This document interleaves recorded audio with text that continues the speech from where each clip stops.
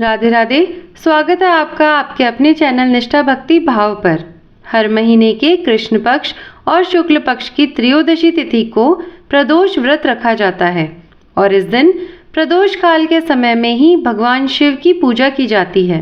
प्रदोष काल का समय सूर्यास्त से 45 मिनट पहले और 45 मिनट बाद का समय माना जाता है।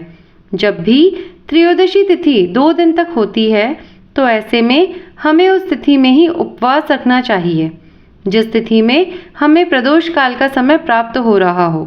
और इस बार कार्तिक शुक्ल पक्ष की त्रयोदशी तिथि 2 दिन रहने के कारण हो सकता है आपके मन में यह प्रश्न हो कि किस दिन उपवास रखना सही रहेगा। तो आज की इस वीडियो में आप प्रदोष व्रत की तिथि, प्रदोष काल के समय और इस दिन सुने जाने वाली कथा के बारे में जानेंगे। अगर आपको जानकारी पसंद आए तो वीडियो को लाइक ज़रूर करिएगा। इस बार 25 नवंबर शनिवार के दिन पड़ने वाला यह प्रदोष व्रत रहेगा शनि प्रदोष व्रत। इस दिन भगवान शिव के साथ साथ शनिदेव की पूजा भी ज़रूर करनी चाहिए। त्रयोदशी तिथि प्रारंभ होगी 24 नवंबर शुक्रवार की शाम 7:08 से और समाप्त होगी 25 नवंबर शनिवार की शाम 5:22 पर। इस दिन सूर्योदय समय सुबह 6:51 पर और सूर्यास्त का समय है शाम 5:36 पर होगा। अश्विनी नक्षत्र, जो कि बहुत ही शुभ नक्षत्र है, दोपहर 2:55 तक रहेगा और उसके बाद में भरणी नक्षत्र प्रारंभ हो जाएगा। अश्विनी और भरणी नक्षत्र में की गई पूजा का फल बहुत जल्दी प्राप्त होता है, तो आप इस दिन पूजा ज़रूर करें। यदि संभव हो तो उपवास भी ज़रूर करें। राहु काल, जो कि अशुभ मुहूर्त में गिना जाता है, वह सुबह 9 बजे से 10:30 बजे तक रहेगा। किसी भी प्रदोष व्रत में प्रदोष काल के समय पूजा ज़रूर करनी चाहिए। तो 25 नवंबर शनिवार को प्रदोष काल का समय रहेगा शाम 4:51 से 6:21 तक। आपको शाम की मुख्य पूजा इसी समय करके उसके बाद अपना जो उपवास है उसे खोल लेना है। तो चलिए अब सुनते हैं शनि प्रदोष व्रत की कथा। पौराणिक कथा के अनुसार प्राचीन समय में एक नगर में रहने वाला एक सेठ बड़ा ही धनवान था।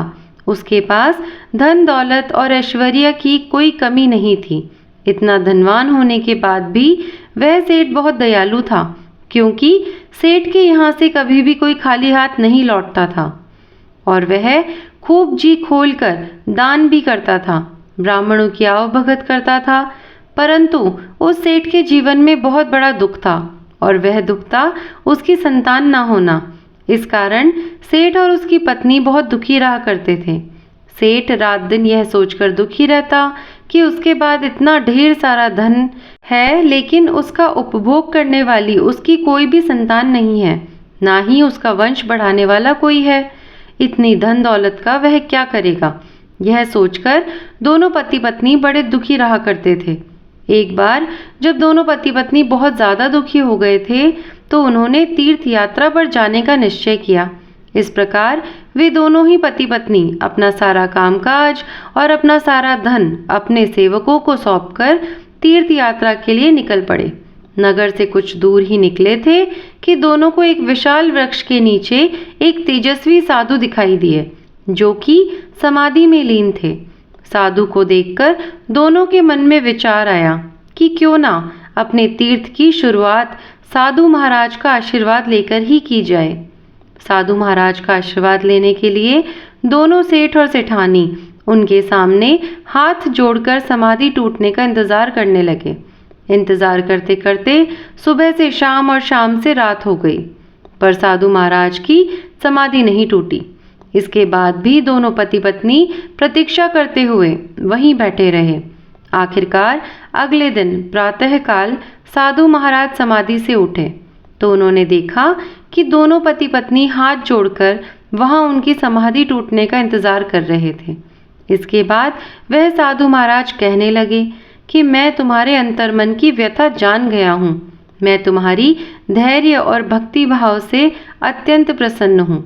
इसके बाद साधु ने उन्हें संतान प्राप्ति के लिए शनि प्रदोष व्रत के बारे में बताया और पूजा विधि भी बताई। साधु महाराज ने सेठ और सेठानी से कहा कि इस व्रत को तुम पति पत्नी मिलकर श्रद्धा और भक्ति भाव के साथ करो और सभी नियमों का पालन करो। भगवान शिव और पूरे शिव परिवार की पूजा करो, साथ ही शनिदेव की पूजा भी करना। इस व्रत के प्रभाव से तुम्हें संतान सुख अवश्य प्राप्त होगा। साधु महाराज के ऐसे वचनों को सुनकर सेठ और सेठानी के मन का दुख कुछ कम हुआ और वह बड़े प्रसन्न होकर उनका आशीर्वाद लेकर तीर्थ यात्रा पर निकल पड़े। जब तीर्थ यात्रा पूर्ण हुई तो दोनों अपने घर लौटे। फिर उन्होंने साधु महाराज की कहे अनुसार शनि प्रदोष व्रत का पालन किया। इस व्रत के प्रभाव से सेठ जी के घर एक सुंदर बालक ने जन्म लिया। इस तरह जो भी भक्त नियम पूर्वक श्रद्धा और पूजा पाठ करता है और शनि प्रदोष व्रत के नियमों का पालन करता है, शनिदेव और भगवान शिव उनकी सभी मनोकामनाएं पूर्ण करते हैं, उनके जीवन के सभी दुख दूर करते हैं। तो यह थी आज की कथा और संपूर्ण जानकारी शनि प्रदोष व्रत के बारे में। उम्मीद है आज की यह वीडियो आपको पसंद आई होगी। वीडियो अगर अच्छी लगी हो तो वीडियो को लाइक और शेयर ज़रूर करिएगा और अगर आप हमारे चैनल पर नए हैं तो चैनल को सब्सक्राइब करे बिना आपको नहीं जाना है, ताकि मैं आपके लिए ऐसी ही ज्ञानवर्धक जानकारी और बातें आपके साथ में साझा कर सकूं। तब तक के लिए धन्यवाद। राधे राधे।